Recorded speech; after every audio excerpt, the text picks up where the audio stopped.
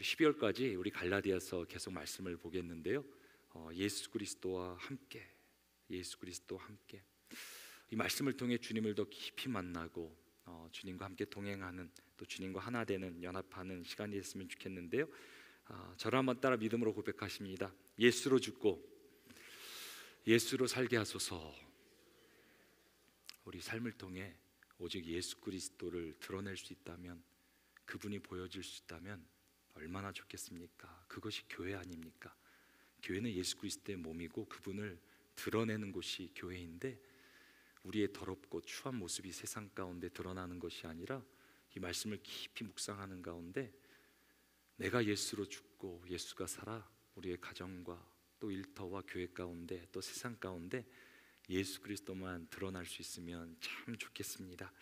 총 6번의 짧은 시간이지만 바울이 만난 그리스도를, 바울이 깨달은 복음을 우리가 깊이 깨닫고 그분의 충만한 생명을 누리게 되었으면 참 좋겠습니다. 이제 오늘은 아브라함과 함께 복을 받느니라 라는 말씀의 제목으로 여러분들과 갈라디아서 3장을 함께 살펴보도록 하겠습니다.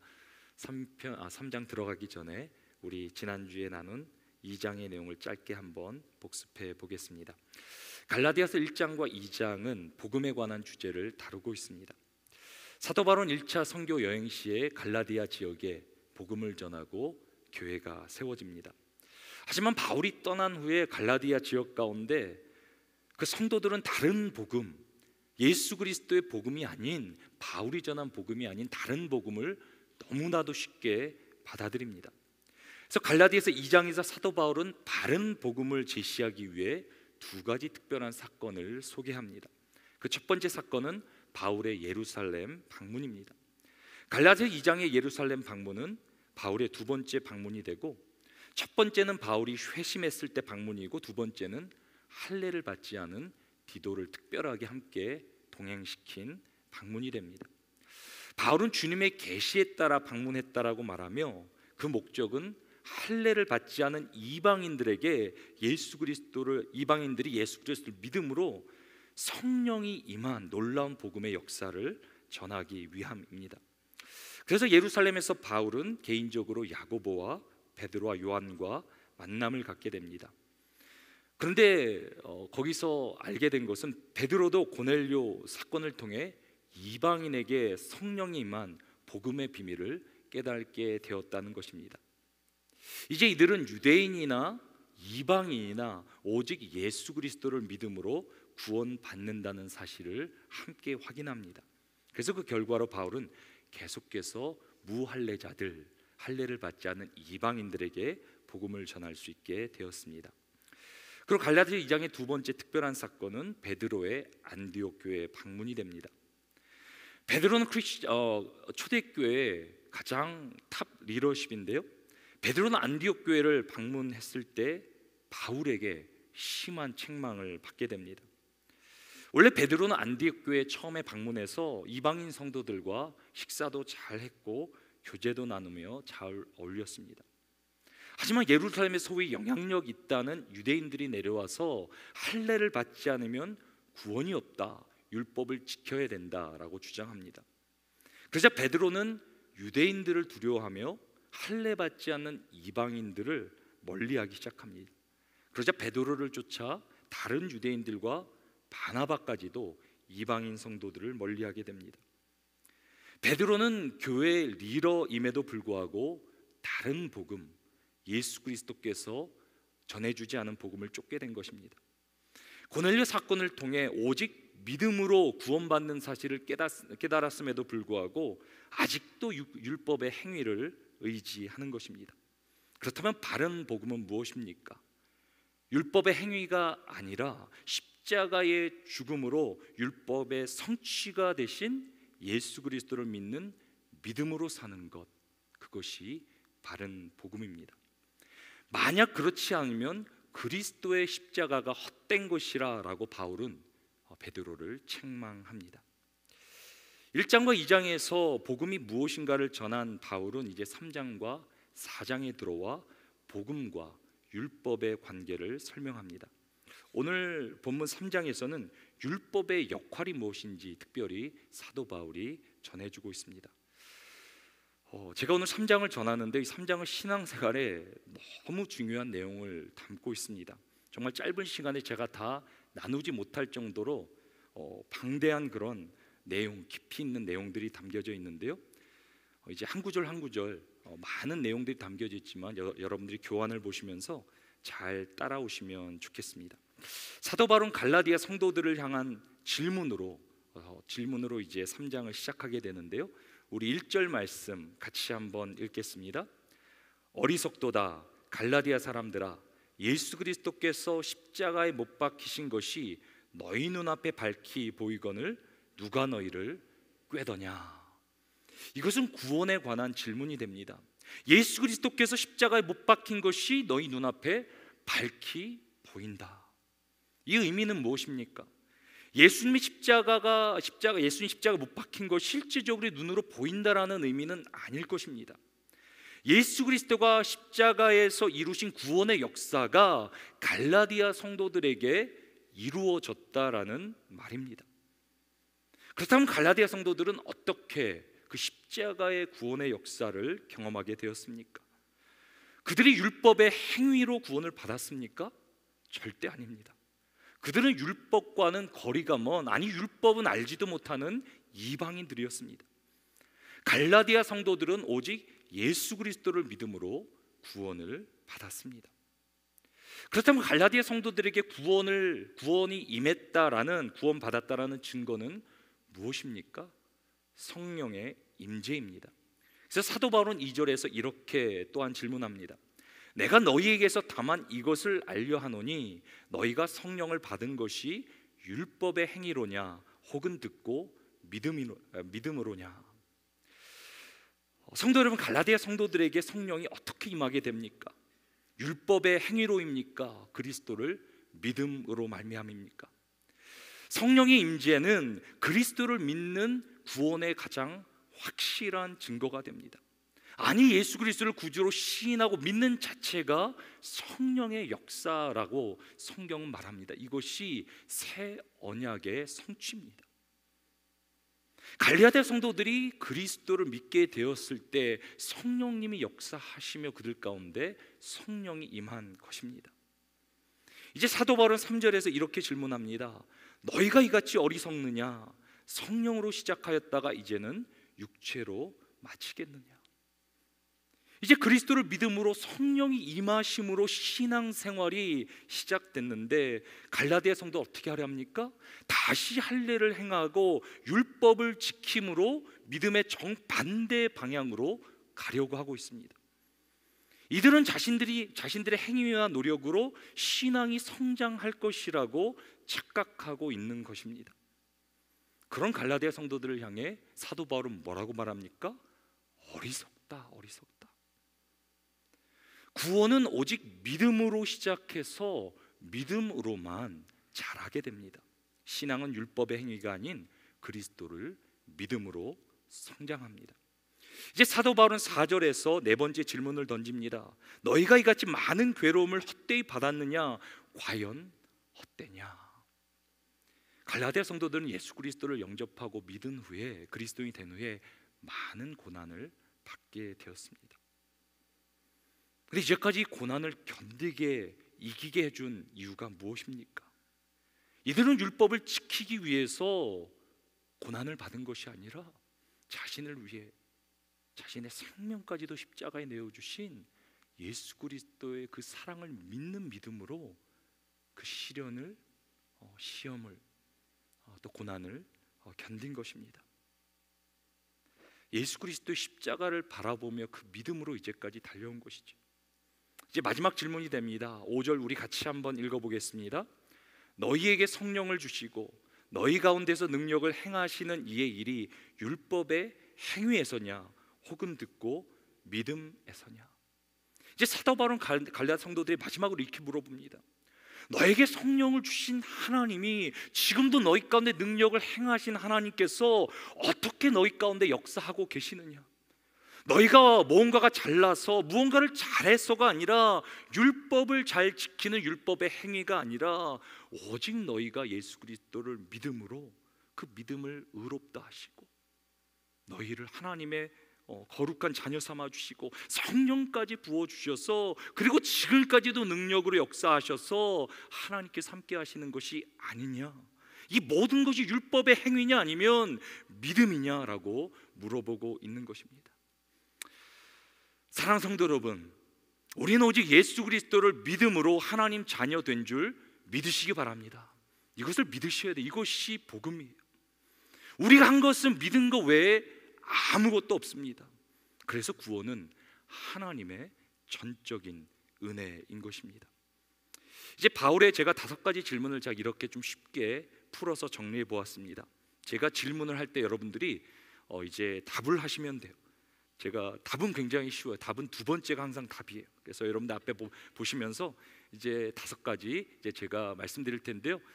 제가 구원이 어떻게 이루어졌습니까? 답까지 드릴게요. 그리스도를 믿음으로 하시면 돼요. 예. 얼마나 친절합니까? 제가 우리 갈라디아 성도들을 향한 바울의 5가지 질문.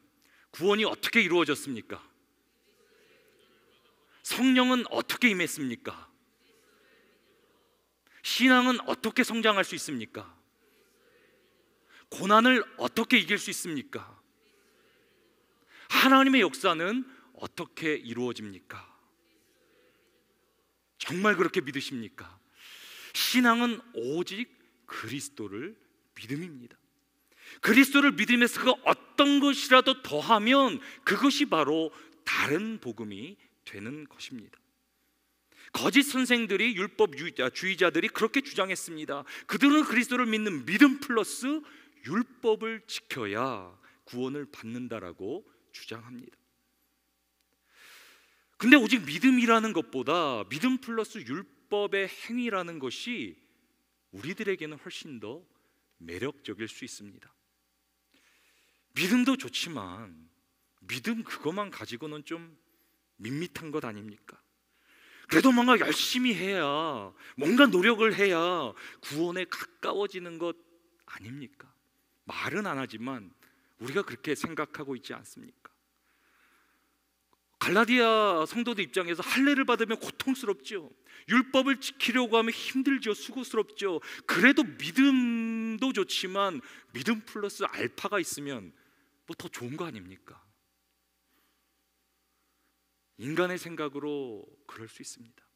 그것이 모든 세상 종교의 기본입니다.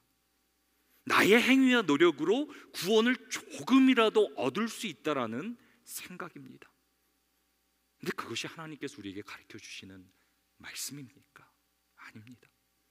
하나님은 오직 믿음으로 인간이 구원을 받을 수 있다라고 말씀하십니다.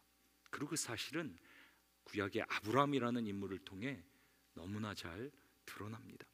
그래서 사도 바울은 이 믿음을 가리키기 위해 아브라함이라는 인물을 갈라디아 성도들에게 소개합니다. 이 아브라함 인물이란 인물이 누구입니까?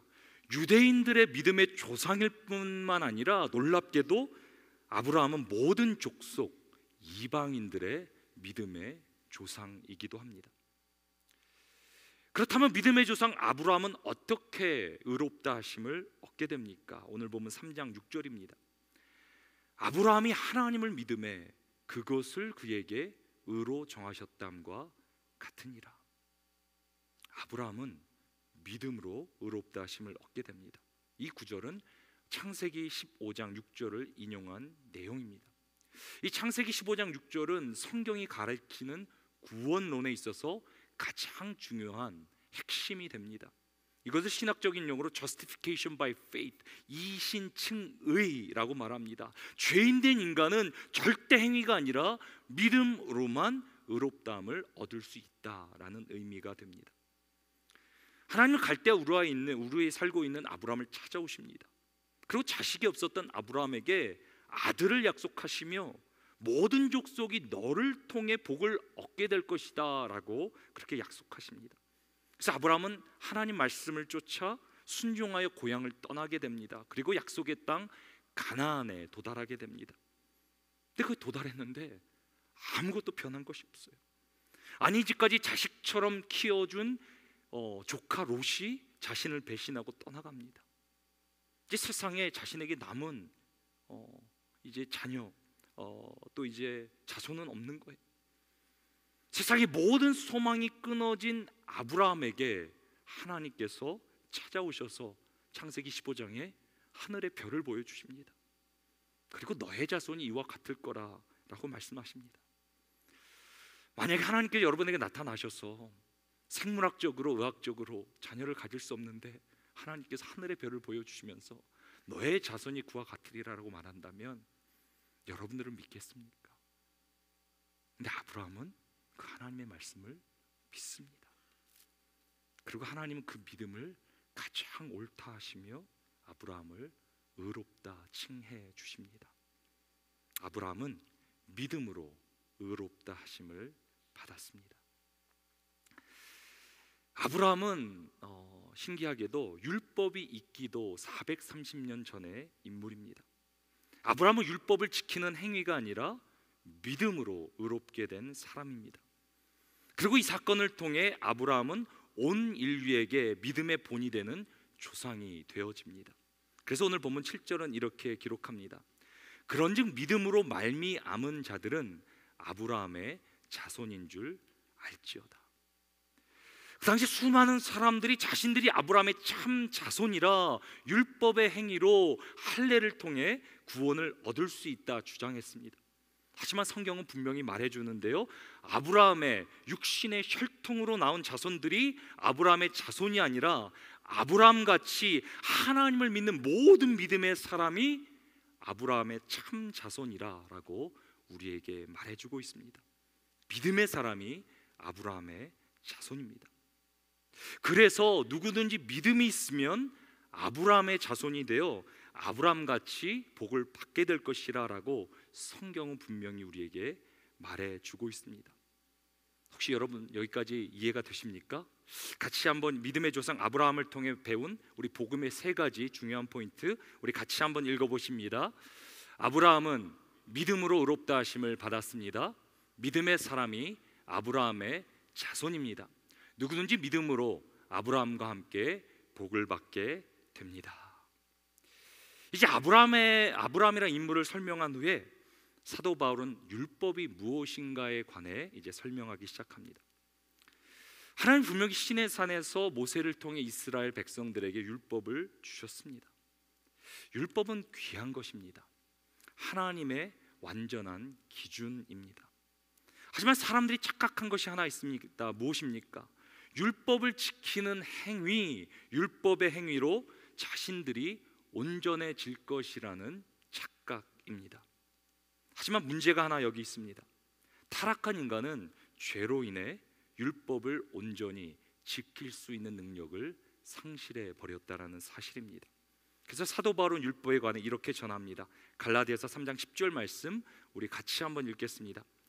무릇 율법 행위에 속한 자들은 저주 아래 있나니 기록된 바 누구든지 율법책에 기록된 대로 모든 일을 항상 행하지 아니하는 자는 저주 아래 있는 자라 하였음이라. 이 구절은 신명기 27장 18절을 인용한 내용이 됩니다. 인간이 율법을 다 지킬 수 있다면 하나님의 의로우심을 얻을 수 있을 것입니다. 하지만 문제는 무엇입니까? 율법책에 기록한 대로 모든 일을, 모든 율법을 항상 행하지 아니하는 자는 저주 아래 있는 자라. 율법의 책에 기록된 거 하나라도 항상 지키지 않으면 의롭지 않다, 저주 아래 있다. 우리가 2024년 말씀을 즐거워하라 라고 우리가 외치고 나갔는데요, 사랑하는 성도 여러분, 혹시 여러분들 가운데 그래도 나는 성경의 모든 말씀을 항상 지키고 있다, 지킬 수 있다라고 생각하는 분들이 계십니까? 그래도 세상에는 좀 선한 사람들처럼 보이는 사람들이 있지 않습니까? 근데 예수님께서 뭐라고까지 말씀하세요? 우리의 생각으로, 마음으로 죄를 짓는 것도 죄다. 그렇다면 오늘도 우리가 얼마나 많은 죄를 짓고 살았습니까? 율법을 하나라도 어기면 그 사람은 저주 아래 있다라고 성경은 분명히 말합니다. 저를 따라 한번 고백하십니다. 우리 안에는 선한 것이 하나도 없습니다. 믿으십니까? 이것을 믿는 것이 복음이에요. 근데 율법을 하나로 지키지 못하면 저주를 받게 되는 것입니다. 그래서 인간은 누구라도 율법의 행위로는 절대로 인간이 의롭다 하심을 받지 못한다라고 사도 바울은 전합니다. 근데 구약의 신명기를 보면 이 저주받은 인간에 관한 특이한 구절이 하나 등장합니다. 신명기 21장 23절입니다. 그 시체를 나무 위에 밤새도록 두지 말고 그날에 장사하여 내 하나님 여호와께서 내게 기업으로 주시는 땅을 더럽히지 말라. 나무에 달린 자는 하나님께 저주를 받았음이니라. 죄를 짓게 되면 사람을 나무에 달아 그 사람은 저주받았다 그러는데요. 근데 이 구절이요, 왜 성경에 있다고 생각하십니까? 나무에 달려 저주를 받는 자, 누구를 가리키는 구절이라고 생각되십니까? 바로 장차 십자가에 달려 돌아가실 그분, 예수 그리스도를 상징하는 그런 구절이 됩니다. 인간이 받아야 될 모든 율법의 저주를 나무에 달려 십자가에 달려 돌아가실 그분을 가리키는 구절이 됩니다. 그래서 사도 바울은 오늘 본문 13절에서 예수 그리스도를 이렇게 전합니다.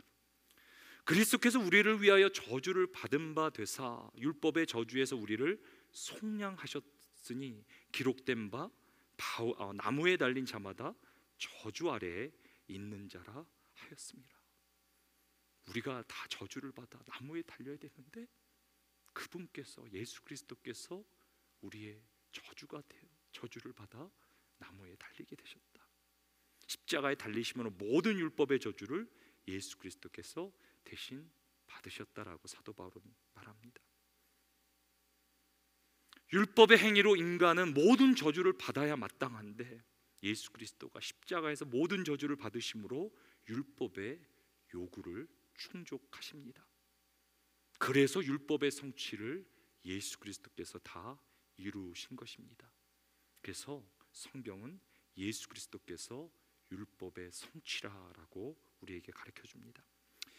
이제 오늘 우리 율법과 그리스도에서 배운 복음의 4가지 포인트 우리 같이 한번 읽어보겠습니다. 우리 1번부터 같이 읽겠습니다. 율법을 하나라도 지키지 못하면 저주를 받게 됩니다. 율법의 행위로는 의롭다 하심을 받지 못합니다. 율법의 저주를 그리스도가 대신 받으셨습니다. 율법의 성취를 그리스도가 이루셨습니다. 여기까지 잘 따라오고 계시죠? 그래서 구약에서는 율법보다 더 중요한 우선적인 것이 하나가 있습니다. 그것이 바로 covenant, 언약이라는 개념이 됩니다. 언약이란 그냥 약속이 아니라 생명을 걸고 지켜야 하는 중요한 약속을 말합니다. 이것을 지키지 않으면 죽는 거예요. 그런데 하나님은 율법을 주시기 전에 아브라함에게 먼저 언약이라는 걸 주십니다. 근데 이 언약은요, 아브라함이 준 언약은 일방적인 언약이에요. 하나님께서 지키시겠다고 주신 언약이에요. 무슨 말입니까? 이것을 하나님께서 지키지 않으면 하나님이 죽으시겠다라는 거예요. 반드시 지키시겠다라는 거예요. 창세기에는 특이한 그런 구절들이 많이 있는데요, 그 중에 언약에 관한 2가지 말씀이 있습니다. 우리 창세기 13장 15절과 17장 18절 말씀 우리 같이 한번 읽어보겠습니다. 15절입니다. 보이는 땅을 내가 너와 내 자손에게 주리니 영원히 이르리라. 17장 8절입니다. 내가 너와 내 후손에게 내가 거류하는 이 땅 곧 가나안 온 땅을 주어. 이 2구절에서 혹시 여러분들 좀 특이한 사항을 찾아볼 수 있으십니까? 하나님은 아브라함과 언약을 맺으시는데 보이는 땅을 아브라함과 그의 자손에게 주신다라고 말씀하십니다.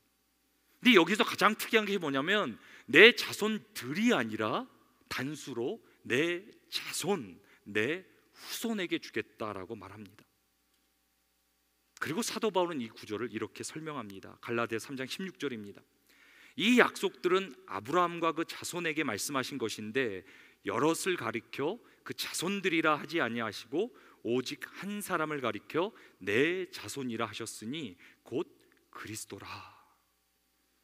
하나님은 아브라함과 언약을 맺을 수 있는데 장차 아브라함의 자손들 중 한 명에게 약속의 땅을 주실 것이라 언약을 맺어 주신 것입니다. 그분이 누구십니까? 예수 그리스도십니다. 하나님은 아브라함과 그의 자손 그리스도에게 언약을 주신 것입니다. 그런데 율법이 이스라엘에게 주어지기 430년 전에 이미 하나님은 아브라함에게 율법을 43년 전에 이미 아브라함에게 이 언약을 주신 것입니다. 그래서 사도 바울은 미리 정한 이 언약을 후에 주신 율법이 폐기하지 못한다, 언약이 우선이다라고 말해주고 있습니다. 그래서 아브라함의 유업은 율법을 지키는 행위가 아니라 하나님의 약속, 그분이 자신의 생명으로 거신 언약을 통해 이루어지는 것입니다. 오늘 보면 18절입니다. 만일 그 유업이 율법에서 난 것이면 약속에서 난 것이 아니니라. 그러나 하나님의 약속으로 말미암아 아브라함에게 주신 것이라. 그래서 사도 바울은 언약을 통해 아브라함의 유업이 주어진다라고 전합니다. 이제 율법과 언약이란 것에서 우리가 배운 복음의 세 가지 포인트, 우리 같이 한번 믿음으로 고백하십니다. 하나님은 아브라함과 그의 자손에게 언약을 주셨습니다. 미리 정하신 언약을 후에 생긴 율법이 폐기하지 못합니다. 언약을 통해 아브라함의 유업이 주어집니다. 여기까지 잘 따라오셨고요. 이제 마지막 포인트가 되는데요. 그렇다면 하나님께서 이스라엘에게 율법을 주신 그런 이유는 무엇이겠습니까? 이제 바울은 3장에서 마지막으로 율법의 역할이 무엇인지 우리에게 설명해 줍니다. 이제 본문 19절에서 율법이 왜 필요한지 이렇게 전합니다. 그런즉 율법은 무엇이냐? 범법함으로 더하여진 것이라. 천사들을 통하여 한 중보자의 손으로 베푸신 것인데 약속하신 자손이 오시기까지 있을 것이라.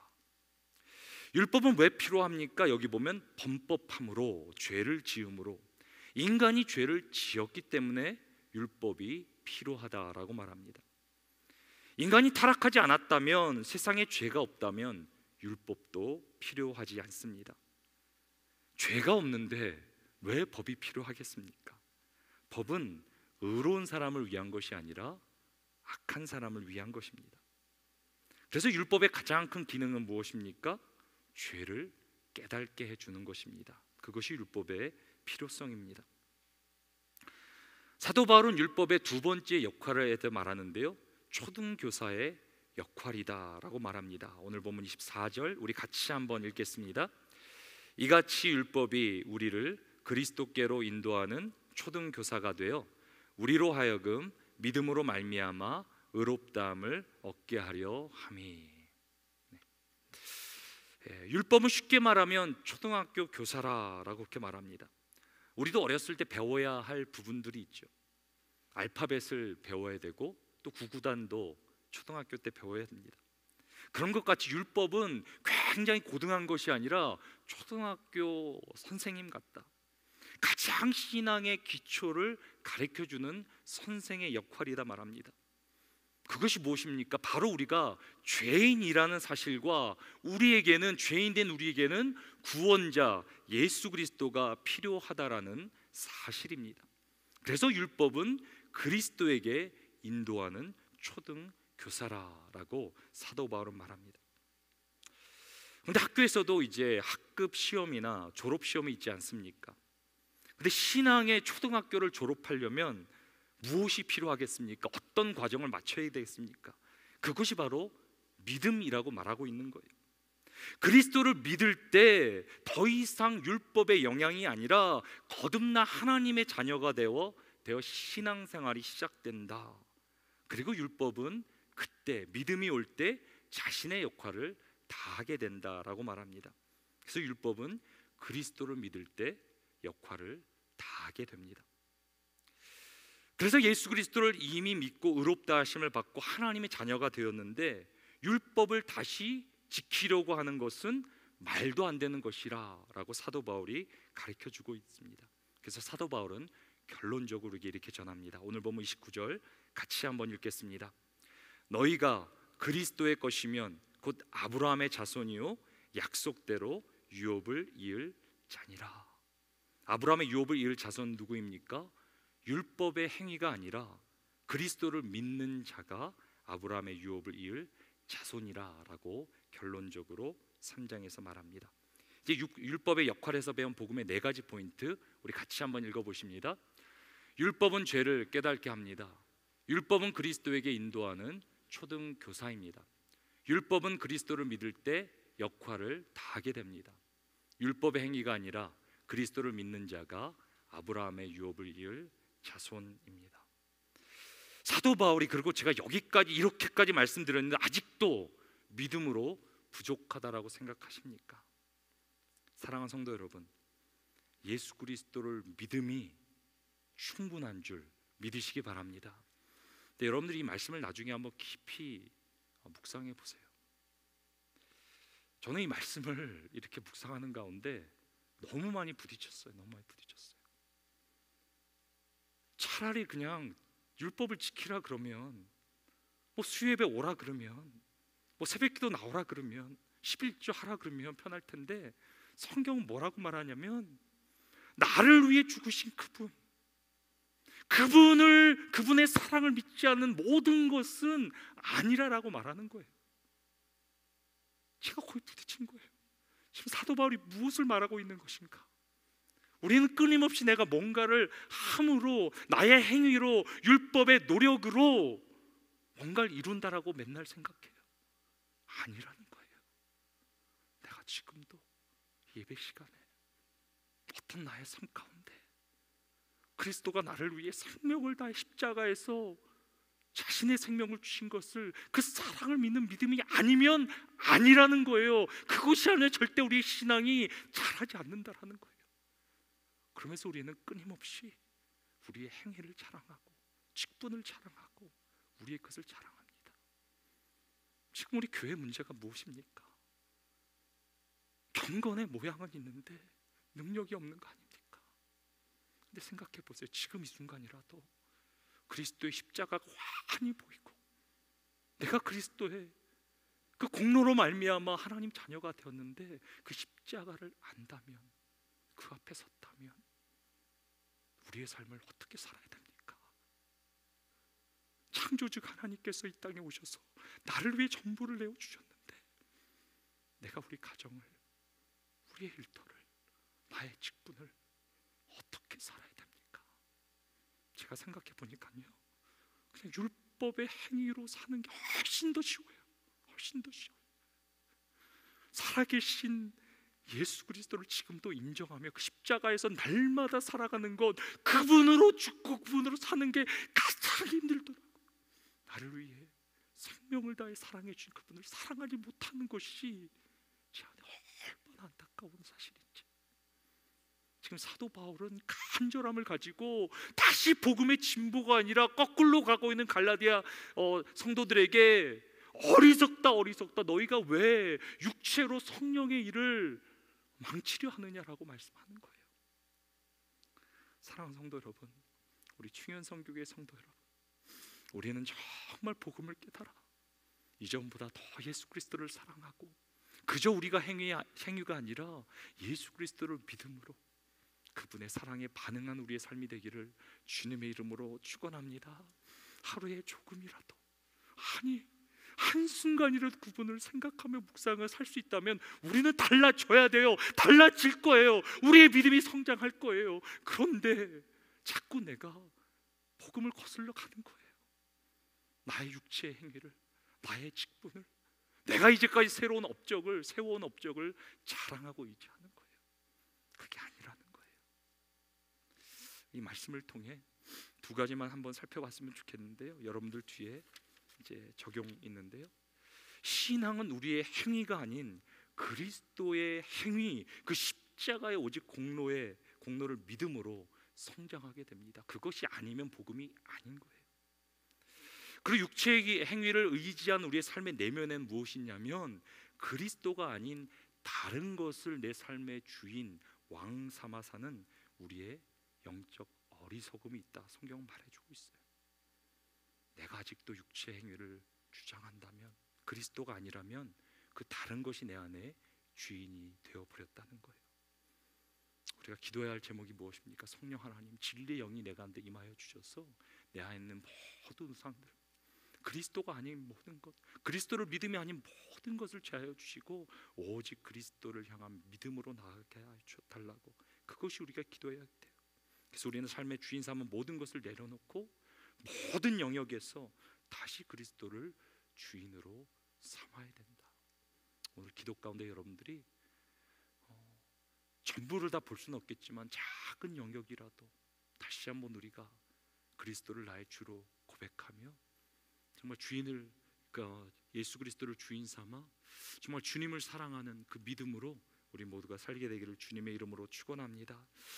그리고 두 번째는 참 감사한 건데요, 아브라함은 하나님 말씀을 믿음으로 의롭다 하심을 받게 돼요. 더 나아가 사도 바울은 갈라디아 교회 성도들을 향해 고난을 이기는 능력, 지금도 하나님의 역사가 이 믿음을 통해 나온다고 말합니다. 제가 오늘도 수많은 우리 성도들 가운데 육체의 질병으로, 삶의 고통으로 살아가신 분들 계신데요, 오늘 말씀이 위로가 됐으면 좋겠어요. 아무리 힘들고 어려워도 우리가 믿음을 드리면, 예수 그리스도를 믿으면 하나님께서 옳다 하신대요. 더 나아가 성령의 능력이 임하고 하나님께서 역사하신대요. 저는 중요한 성경 가운데 순전한 믿음, 그리스도를 믿음으로 말미암아 하나님께서 역사하시고 성령이 놀라운 능력을 베풀어 준 교회가 되기를 주님의 이름으로 축원합니다. 정말 하나님께서 우리를 기뻐하시며 다른 거 아니잖아요. 오직 예수 그리스도를 믿음으로 우리가 믿음으로 의롭다함을 받았던 아브라함의 자손으로 그 길을 우리가 쫓아가기를 원합니다. 이 말씀을 계속해서 우리 갈라디아서를 배우는 가운데 우리 안에 잘못된 그런 복음, 다른 복음들이 다 사라지고 오직 예수 그리스도, 그분만이 우리의 삶의 심령에 남게 되기를 주님의 이름으로 축원합니다.